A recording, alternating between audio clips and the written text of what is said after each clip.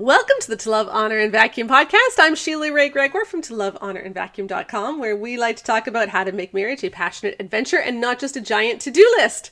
And I am joined in my closet, again, by Rebecca. We are recording in the closet because, again, it is like the best sound in my house. Yep, and I keep saying to get my office ready, but I do have a 1-year-old, and anyone who has had a 1-year-old and has 2 parents working from home will understand. Priorities have to be reevaluated. Yes, so there we go. Now this month on the blog in November, we are talking about emotional maturity, and we're going to talk about that in the podcast next week. Yes. But this podcast is actually in response to a podcast a few weeks ago that I recorded on my own, which was a mistake. Because had I recorded it with you, I would have caught a lot of the issues that people were mad with. But I told a story about a situation that I went through when I was 18, which I felt bordered on abuse and which showed some dynamics that I thought were really important for women who are walking through abuse to understand. Yeah. And I thought the story illustrated it really well. And sometimes it's like a snapshot story will illustrate something better than like the sum total of a complete relationship. Because this wasn't a relationship situation. It was just a one thing. But I told the story wrong and I ended up muddying the waters tremendously. And so we ended up taking that podcast down because I didn't think that it was telling appropriately what I wanted it to tell. Although then many people were upset that I took it down because they really liked it. So we really had people on both sides, which again, had I had you on, you would have caught it. Maybe. I mean, you never know. I say stupid stuff sometimes. So I want to revisit it. I don't want to tell the story again because I don't want to muddy the waters again and cause the same problems that were caused before. But I do want to say the points that I made and summarize some of those things because those were important. Yeah, and we can give maybe some better examples to help show Yes. So basically, what we were referring to was a situation, again, I'm not telling the whole story, I'm just telling the end of it, where I was really raged at and yelled at in public by a guy when I was 18. And this caused so much shame in me. I felt like I had done something really wrong. And I then went around asking everyone who had seen this situation and apologizing profusely and trying to mend the situation when really this wasn't something that I was supposed to mend. Yeah. And that's what we were trying to get at. And the reason that I chose that story was because I had done something wrong as well. Mm-hmm. And it led to what happened, but that doesn't mean it was that I deserved what happened. Yeah. But it did trigger some things. And I wanted to tell that story because usually when someone is being abused, they blame themselves because they can point to things that they did as well. And so that's why I chose that story. But instead what happened was it all blew up and people told me that I deserved it and that I was really the abusive one. So which is ridiculous. But we're not going to retell the story. No. But I do want to say something. We shouldn't have to tell our stories perfectly in order to be believed or empathized with or sympathized with. No. I'm 50 years old and I told a story that happened to me when I was 18. So this is 32 years ago. It was not in a romantic relationship. It was not with someone that I still have contact with or even that I knew very well at the time. This was a situation that I was actually quite emotionally distant from. Mm-hmm. So this was not an emotional story for me. And yet even then I didn't tell the story well. And because I didn't tell the story well, people piled on me. Yeah. Imagine if you are married to an abuser and you're trying to get help. But you're also someone who's very aware of what you've done wrong in the relationship. Mm-hmm. And you go in and you're tentative. You're not even sure if you're being abused or not. And so you go to these like advocate groups, you go to your church, you say, I mean, like he yells at me and he screams at me and he calls me names and I get so scared when he does that. But I know that I do things that egg him on. And I know that he gets frustrated when I talk to my mom late at night instead of spending time with him. And so when I do that, then, I could just care about him more and I could be more of a more I'm just a selfish wife and that's why he gets so mad at me. Right. Like, can you imagine you need to be able to go to people and say, hi, this person treated me badly and no matter what I did, I didn't deserve that. Like I have had many friends in my life who've been in abusive relationships and I can think of 2 different people just off the top of my head who have gone to either abuse advocates or churches or the like, and who have said, I'm in a bad place and I don't know what to do. And they didn't know they're being abused yet. But because they were honest about their own shortcomings, the church immediately said, well, obviously you're just being selfish. Haven't you thought about how your boyfriend might be thinking about this? Like, of course he needs time with his guy friends. Like, of course he doesn't want to spend all of his time with you. Whereas what's actually happening is he's keeping her holed up in his apartment alone for hours on end, making sure she doesn't go outside of the house so that he can go hunting with his buddies. And she asked for him to come home, and he rages at her, punches a hole in the wall because she's so controlling. Right. And this is the thing. What we need to listen to when someone is coming to you saying, this happened to me, listen to how they interpreted the situation more than the details that they're sharing. Because sometimes the details that they share, they're not telling them perfectly. Yeah, and especially for women who are currently being abused, their abuser is very, very good at making them believe that they are the problem. And so they're going to be so apologetic a lot of the time when they come asking for help, because a lot of them don't know that they're being abused. They don't want to admit they're being abused if they do know, or they're scared of the reality of, if they are abused, what happens next? Let's please find some solution that means I don't need to deal with this big thing. Right. It's you're in a horrible situation. So if a woman comes to you and is able to list all of her faults, is able to see everything that she did wrong, is trying to fix it, and is desperate to find some way to fix it, and she has this boyfriend or husband or just even a person in her life who is constantly tearing her down and constantly telling her what she's doing wrong, or acting in a way that is completely inappropriate, even if it was provoked, is completely inappropriate, your job is not to say, well, maybe you aren't the perfect victim. Yeah. Like, maybe you're not perfect enough to be a victim. Yeah. Because you can be a victim if you're not perfect. You really can, and abusers are so good at teaching you that unless you are perfect, you deserve what happened to you. And that is not the case. And again, I have seen this with too many of my friends to allow this to keep happening. Because abuse advocates cannot tell people, unless you are perfect, you were not abused. Okay? Yeah. And not all form of mistreatment is abuse. Yeah, and then you're getting into what happened with me was that, again, I don't know how to tell this without telling the story, but I really don't want to tell the story again because we'll just get into the same arguments. But a lot of abuse advocates were telling me that I was actually the one who was abusive in this situation. Yeah. Even though I had said that he had been raging at me, standing over me, his face was turning red, completely yelled and belittled me in this crowd of people. And I have a very similar story that I've heard from a person I can tell. Okay, why don't you do that? I know a woman who was dating a man who she jokingly one day called him fat and swatted his tummy. Because he was pudgier dude. And she said, you getting fat there? And swatted his tummy. And he leapt up out of his chair, went over top of her, screamed, and made her apologize, made her grovel at his feet. It was horrible. Yeah, that's actually a very similar story to the one I told. Yes. I just told it wrong, and it made it sound worse than it was. So she hit him. Yeah. Okay? She hit him. That was not abuse. Yeah. It was not abuse. It was mean. And so that's why she didn't believe that she was being abused in that situation. Yeah. And because she listened to people who said, because you did something wrong, you can't be a victim. Yeah. And this is the issue, is that people often don't tell their stories well, because when people are seeking help, they're often very confused. Yeah.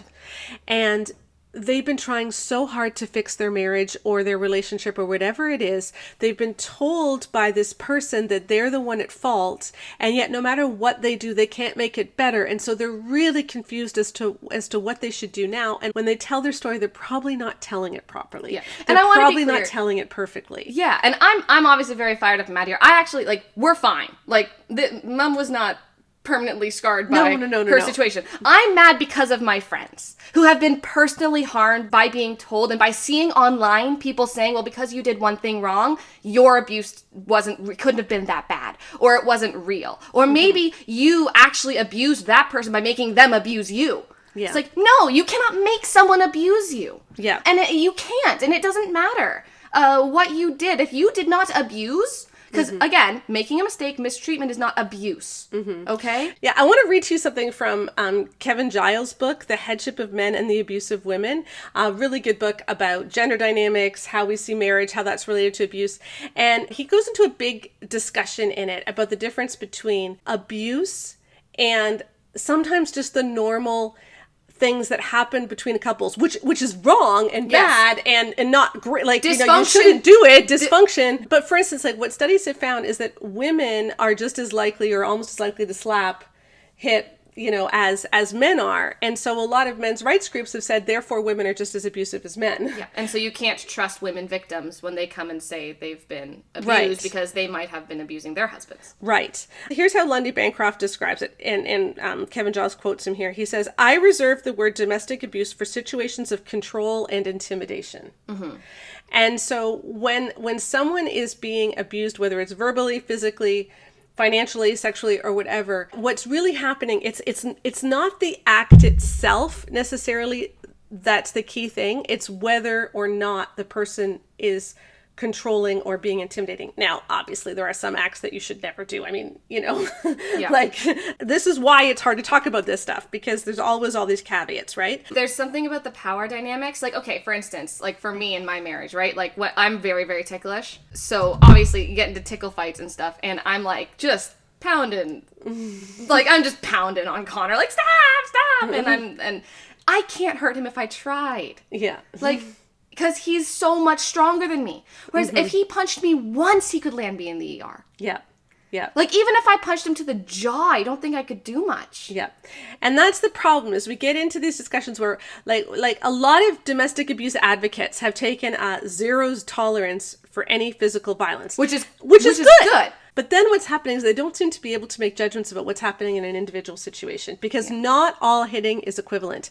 And this is what men's rights groups actually often do, is they will point to the stats that say that women are just as likely to slap or hit or pull hair or whatever it might be, and say, therefore, women are just as abusive. But they ignore the stats that show that women are astronomically more likely to end up in the ER. Yeah. And so there's a huge difference here, and power dynamics really do matter. Okay, third point. We're going to move on here. Just because someone isn't a perfect victim does not mean that they deserved what happened to them. Yes. Just because you triggered someone's reaction does not mean that you caused that. Yeah. Okay, when someone reacts inappropriately, out of proportion, whatever it might be, to something that you did, it's not your fault. Yep. We know that abusers tend to have been abused themselves. You know, kids who are abused are more likely to grow up to abuse. Does that mean that they get to abuse later? No! Yeah, because what a lot of people are telling me was that obviously something that I did triggered this guy's rage. Yeah. And probably he had been abused in the past, and I had triggered this, and didn't I understand this? And, you know, I think they're probably right. Like, looking back over that situation, I think I did. I think he must have been abused. I mean, I don't know. But it was such a bizarre situation, and so it was just bizarre. And I've never had someone turn like a 180 like that before. When I thought we were just joking around, and all of a sudden this.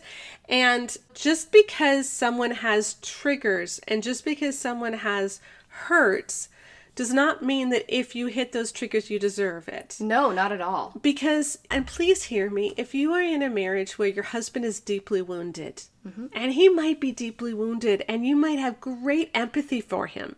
He might have gone through a terrible childhood. He may have had terribly addictive parents who abused him as well, and you can see that he's really a good guy underneath all of that. But sometimes you forget what he's gone through, and sometimes you say things thoughtlessly, or you're super tired and you say these off-the-cuff remarks, and he totally blows up, and you should have known not to trigger him. It's not your fault. Just because he has wounds and you touch those wounds, that does not mean that you deserve to have him treat you that way. No. What needs to happen in that situation is that he is confronted for his woundedness, and he is now put in a situation where he has to do something about that. Yeah. Like, the onus needs to be put back on him to change. And what often happens in abusive dynamic relationships is that the person who is the recipient of the rage or the hitting or the whatever the control and manipulation might be, they're the ones who feel like they have to change. Because they're the ones who are carrying around this deep shame. When you get yelled at, you do feel great shame. You do feel like you must have done something awful. I must be a terrible person. I talked to a woman recently who's like over 70. So she's lived a long time on this earth, and she's a very wise person, but she was yelled at for the first time in her life recently by someone that she's known for a long time. And she just said the situation took her so completely by surprise. And even though she's had difficult relationships in the past, nothing like this had ever happened to her before. And it really threw her and really brought up all kinds of emotions. And it was very damaging. And I think that we dismiss how damaging rage can be. The difference between rage and just anger is that rage, you lose control of yourself. Like rage, when someone is raging at you, you start feeling, if they had a knife, I might die. Yeah. Like, that's what rage means. Like, when we say someone was yelling in a rage, we don't mean they're like, hey, that was me and I didn't like that, you terrible poop head. That's not what we mean. What we mean is, like, you fear for your life or your well-being, or you're put in this fight or flight response. And it's horrible. Yeah. It is dehumanizing. Yeah. Yeah, I've been yelled at a lot in my life. No one's surprised. And I've yelled. I mean, you even talk about that in Why I Didn't Rebel. Yeah. Yelling is a problem that I had as a parent. So did my husband. Yep. But the only time I've ever felt in a fight or flight response when I've been yelled at was that time when I was 18. Yeah, and honestly, when you guys yelled at us when we were kids, we didn't feel like that. Because there is a difference between yelling and rage and abusive anger, where you're really raging at someone.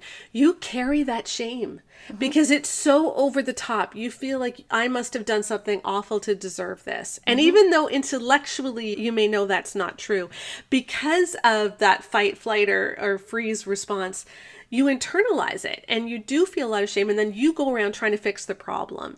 And so we just want to reassure you that even if you did something to trigger an abusive response, that doesn't mean it's on you. In Love and Respect, they gave an example where a woman had been physically abused and had kicked the husband out of the house, and then he had repented. And so she had welcomed him back in. And Emerson Eggerichs seemed to portray this like it was a good thing to do. Yes, of course. If your husband is physically abusive and he repents, do not let him back in the house. No. He needs to show over a long amount of time that he is trustworthy. Yeah. And he needs to show it not to you, but to respected counselors, because you guys should have very little contact while he is working on this, because him working on this should not be about you. It should be about him getting right with himself and with God. And only when he changes because he wants to be a better person, not just because he wants to get back together with you, should you even consider reconciliation. And even then, you need to be extremely wise. So just because someone says, oh, it's okay, I made it up with God and I'm sorry, does not mean they get back into the house. And it doesn't mean that they're more spiritual or more Christian than you because they're willing to get back into marriage and relationship and you're still wary. Yeah. That is called wisdom and discernment. Yes. It is not called doubt or a lack of faith. Yes. Or lack of forgiveness, which is often what you're accused of. Okay. We should not rush forgiveness. I have a great post on that. I will put the link in the podcast post that goes along with this. And also remember that if you are abused, even if your abuser decides that they're going to change their life, you do not owe them anything. They already broke the marriage covenant. Like, if you say, you know what, I'm really glad that you want to get right with God, but I can never trust you again because of how you treated me, you are allowed to say that. Even if your abuser becomes a wonderful person, if you just can't trust them, then don't. Don't. That's the natural consequence of their actions. And they were the one who broke that marriage covenant. So Emerson Eggerichs says, he repented, and so he was allowed back into the house. And then for the next 2 pages, he talks about how she needed to learn to respect him so as not to provoke his anger. Then he's still an abuser. Yeah, which means he's still an abuser. And that's the problem with abusive relationships. It's often not that every single day there's abuse. Right. It's that you have 4 months where it's awesome. And everything, and he's happy, and you're going on dates, and it's nice, and you feel loved, and you think everything can be okay, and then you get kind of comfortable, and so you slip, and you do the thing that he doesn't want you to do, and then all of a sudden everything's horrible again, and it's so obviously your fault, quote unquote, because everything was okay until you did that one thing. It's not your fault if you can't do normal things without him mistreating you or dehumanizing you or trying to strip you of your rights or your freedom. That's just not okay. You should be able to do normal things. Yeah. And make normal mistakes. Yes, that's part of doing normal things. Because, what I did was I made a normal mistake. Yeah. And lots of people make normal mistakes. They joke around when they don't realize that something is an extremely sensitive issue. Yeah. They get a little bit too physical or aggressive without meaning to, like the swatting the stomach, They make fun of someone for something that they think is quirky and they don't realize this is a deep-seated insecurity. A lot of us do things or we're super sarcastic. Now, should we be sarcastic? No. Should we tease people? No. But we do make normal mistakes. So I'm not saying they're not mistakes. Yeah. But I am saying that just because you made a mistake does not mean that therefore you deserve to be the victim of rage or abuse. Yeah. Or that you're not able to have been abused because you made a mistake. Right. It's not, Jesus is not the only person who's allowed to be like an abuse victim. Yes. Yeah. Just because you're not perfect does not mean that you are not abused. And let's remember, please, that the vast majority of abuse victims do blame themselves. That's why abuse victims don't leave. It's one of the big things counselors have to work with is helping you see it wasn't your fault. You didn't deserve this. That's one of the biggest battles in counseling is saying you didn't cause this to happen. Yeah. If you had been a better person, he still would have been an abuser. Yeah. It just would have been hidden better. Yeah. When we were doing our focus groups after our survey of 20,000 women that we put together for our book, The Great Sex Rescue, which is now available for pre-order. And let me just say, can I just say just for a minute, it helps us so much when you pre-order. Yes. It affects how many books the publisher publishes. It affects Amazon rankings. It affects how much money the publisher puts into marketing. Because if they know there's a big demand for this book, then they're going to do more for it. So our book will go further if you pre-order. So if you know you're going to get it anyway, please pre-order The Great Sex Rescue. It's out March 2nd. If you're interested in being part of the launch team, we'll put information in the podcast description on how you can do that as well. But please help us with that because it really does help us. But anyway, in our focus groups for The Great Sex Rescue, we were talking to a number of women who had been victims of sexual violence in their marriage. And I remember one particular story that we did put in the book. She didn't even realize that she had been raped until her divorce proceedings, when her lawyer was able to repeat back to her what happened and said, that's rape, right? And no, she didn't know it was rape. And it was obvious. Running and locking doors behind her that her husband would break down. Curling up in a ball. It was really bad. But because she'd been told at church that you're not allowed to deprive your husband, and because the husband told her that he wasn't allowed to deprive her, and because the husband was telling her all the things that she was doing wrong as a wife, she didn't realize she was a victim of rape. And so please understand, when women come to you talking about how confused they are in their relationships and how they don't know how to make their marriage better, and they start explaining things, often our tendency is to say, do you know his love language? Yeah. Or maybe you guys just need more date nights. And we treat things like they're normal marriage problems. When they're not. And it's really important when you're listening to a woman's story to understand that most abuse victims do not realize they're being abused. What they're doing instead is they're desperately searching for ways to fix their marriage. And they know often that they're the only ones who are going to change. Yeah. And so what they come to you with is a list of things they've done wrong. Yeah. That's often what happens. Because they're trying to find the one magic thing that they can do that will make their husband stop treating them this way. A woman named Natalie Hoffman runs an abuse survivors group called Flying Free Now. And she's an abuse advocate for Christian women who have been in abusive marriages.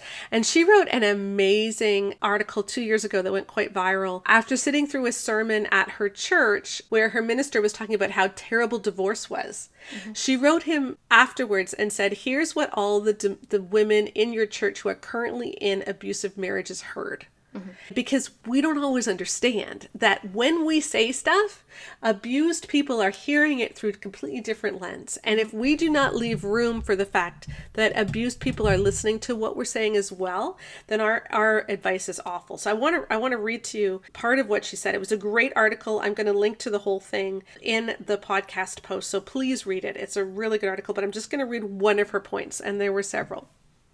She said, You taught them from the book of Jude that when people get tired of their marriages, they want to change. So rather than staying committed, they decide to do it their own way. They say, I'll be my own authority, and they discard their marriages in pursuit of their own selfish desires. When you said that, 100 women who are regularly begging God for mercy on their bathroom floors, begging God to end their lives so they can find relief, experienced paralyzing terror and despair. They may have even heard from an abuse hotline or secular counselor, because Bible counselors tend to re-abuse them, so they do eventually find real help from the secular culture, which is more educated about abuse dynamics, that they should get to a place of safety. But they love Jesus. They're committed in ways most folks can't fathom, and they are far from being selfish. They've sacrificed everything on the altar of marriage. Their girlhood dreams of being in a safe, loving relationship, their careers, their desire to use their gifts and skills, and they know that if they were to stand up and tell the truth about their marriage, they would be accused of being selfish, of doing it their own way, of being their own authority. They believe they are earmarked for a lifetime of abuse. Why? Because God says so. It is His will for them. If they were to rebelliously believe otherwise, they would be accused of not knowing God. Mm-hmm. That's what happens when in our marriage advice and when we talk about marriage, we don't remember that there are people who are being abused who are listening to us. One of the points that I brought up in the last podcast that was really important, and a woman said, I know that you took the podcast down, but it was that point that I really wanted to share with a friend, and can you please make it again? And so I do want to make it.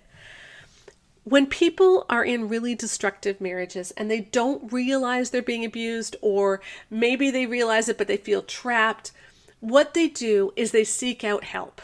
Yeah. They are desperate for help. And I shared how when I was the victim of rage, I went around and asked all these people what I should do to make this relationship better and to get reconciled. Because that's what you do. You seek out help to fix the situation.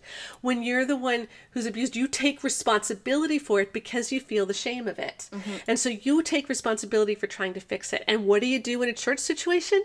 That means you go to women's Bible studies. Yes. You go to marriage Bible studies. You go to small groups. You go to women's retreats. And of course, you buy marriage books. Yeah.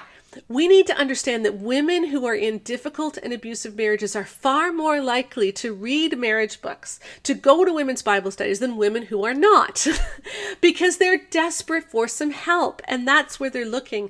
And so when marriage books don't say, hey, letting someone back into the house just because they've repented is a bad and dangerous idea.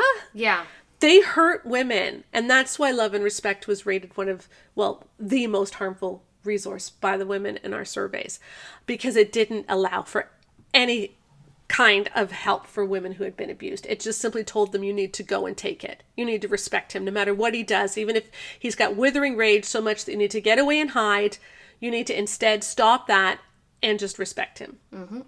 And that's really dangerous. And so please understand, if you are running a women's small group, if you are running a women's book study, if you are asking people to read marriage books, understand that there are likely people in your group who are currently going through an abusive situation in their marriage. And you probably don't see it because most abusers look amazing on the outside. And they're more likely to be there. And so we need to always, when we're talking about this stuff, remember that it's not about love languages for a lot of people.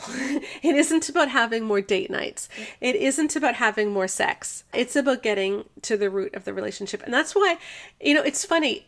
I'm not an abuse advocate. No. I mean, I feel for the abuse, but my blog is not about abuse. My blog is mostly about sex and marriage.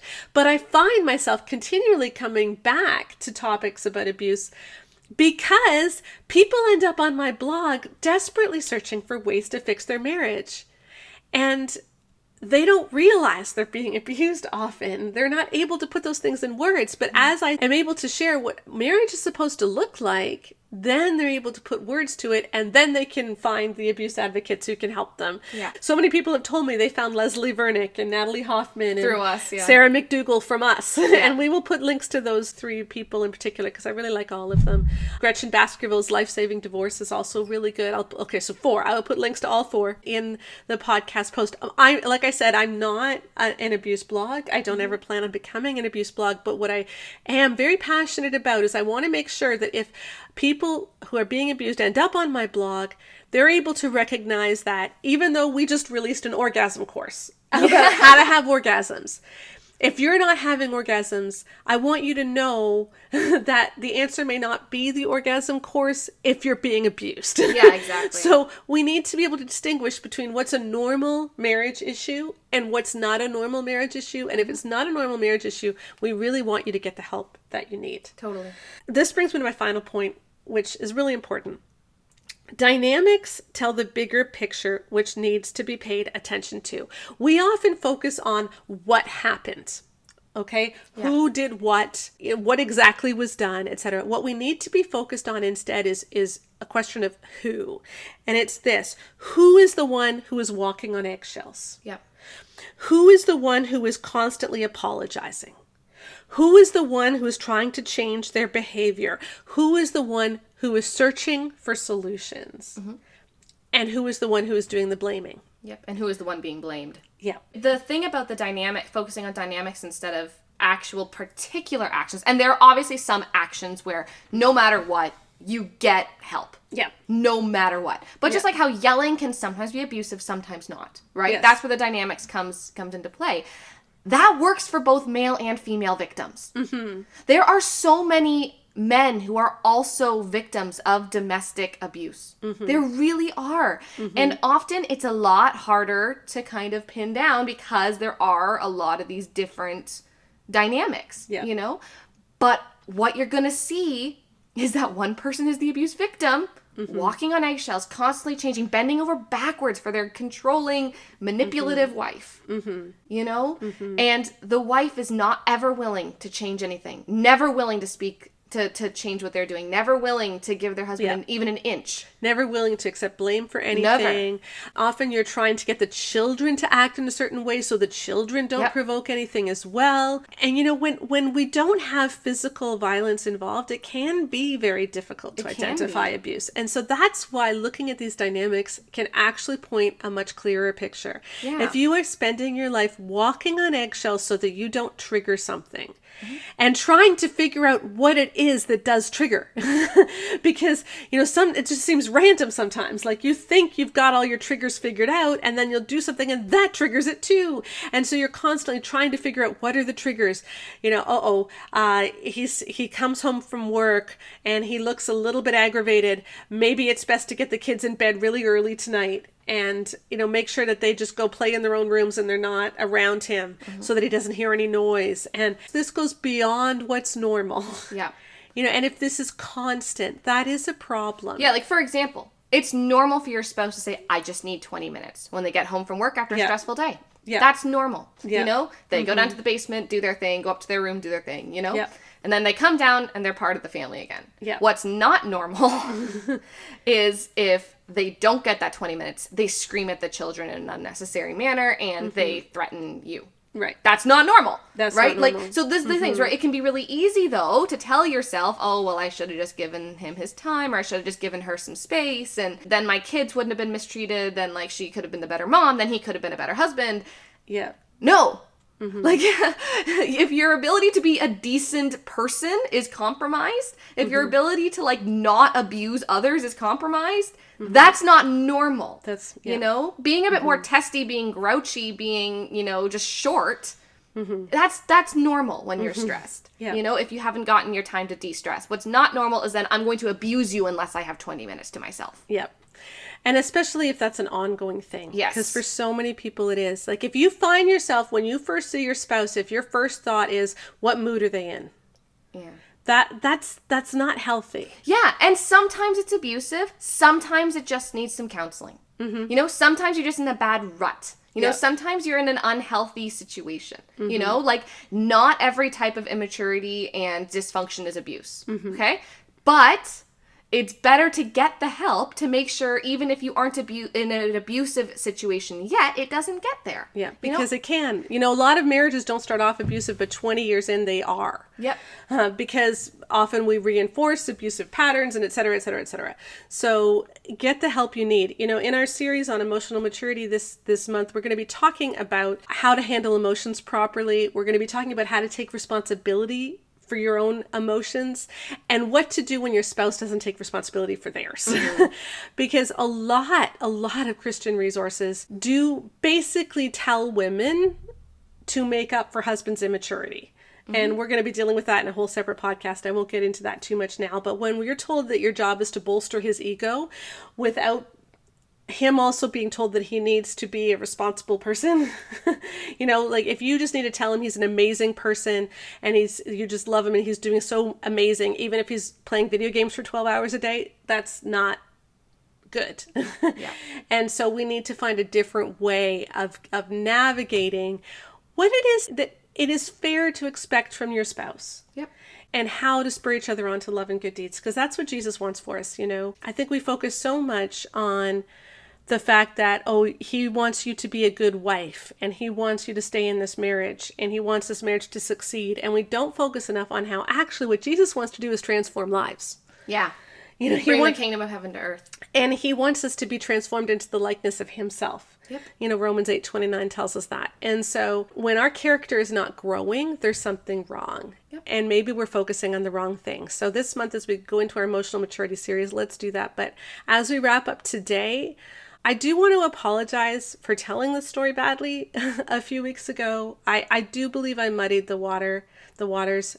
I really did try to choose a story where I was partly at fault, because that's how abuse victims feel. And so I was trying to choose a story that wasn't clear cut, but I think that I just made it worse. But I hope that as we've discussed this today, what we can see is that things aren't clear cut. That's the nature of human interaction. And so we really need to look closely at dynamics. And please listen. If someone comes to you and they're confused about their relationship, listen to what's going on beneath the surface. And if they feel threatened and scared, even if the way they're telling the story makes you think they have no reason to feel threatened or scared, listen to how they're feeling. Because if they're feeling threatened or scared, there's probably a reason. Yeah. And if you are in a marriage where you feel like everything is always your fault and you are constantly trying to fix things and you just don't know how to make it better and you just feel so hopeless and like everything is always on your shoulders and there's nothing that you can do right and you always see your faults and how badly you're doing and how it's so clear that you wouldn't be mistreated if you could just be a better wife, a better girlfriend, a better mother, whatever it is. Know that that's not your fault. You don't have to be perfect in order to be treated well. You deserve to be with someone who cares for you and who cherishes you, not who uses you and abuses you, okay? That's just what I want to say. You don't have to be perfect before you're deserving of proper treatment. Amen. Amen. One thing I would love to talk about some more is how rage affects you. I'm thinking about talking about that more in December, because around Christmas holidays, when we talk about extended family, rage often comes up. And hey, it's election season. It's election year. Rage! So let's talk about how rage has affected you. Please join me in the post that goes along with this podcast. I would love to hear some of your comments about that and hear some of your stories. And then those can help us in December as well. So visit us at toLoveHonorAndVacuum.com. There's always a post with lots of links of some of the things that we've talked about. There'll be a link on how to pre-order our book, a link to some of those abuse websites and help that I really believe in. And wherever you listen to this podcast, please remember to leave a review and rate it 5 stars. It helps other people find it. And hey, it helps us feel good too. And it doesn't take that long. So do it. Thanks very much. And we will see you next week.